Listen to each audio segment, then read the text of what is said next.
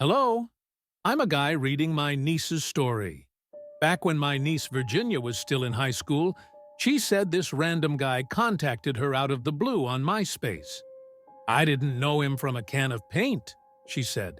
I seen him before, but we never met. He said he knew me from school and I'd actually tutored him in math before. That should have been my first red flag, that something wasn't right because I can't stand math. So I would never tutor anyone on that subject.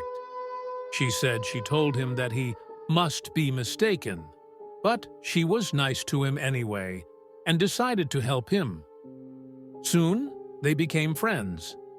Later, the guy, whose name was Pete, started talking to me at school.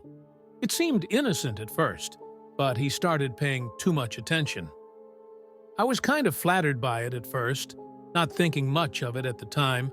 He was a couple of years younger, and I figured he had developed a crush because we're both kind of odd compared to the other kids at our small school. Our graduating class was only about 40 people, and he and I were part of a very small number of alternative kids. He was emo, while I was more into funk. Both of us loved the movie Friday, and I figured he liked me because there weren't many other girls there with similar interests. Before long, he started waiting for me at my locker every day and started following. And during lunch, he would come to my drama and Kior class performances. I tried to be polite, but eventually, I was avoiding him. The situation got to the point where he was sexually harassing me whenever I would run into him, saying dirty, pervy things about what he'd like to do. Luckily, my homegirls would see him being nasty and rush to my side. Then he'd scurry away fast, like a raccoon.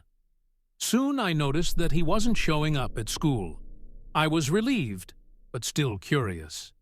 After about a month, a friend mentioned him in front of my Uncle Ron, who is the principal of our school. Uncle asked me what was going on, and I ended up telling him the whole story.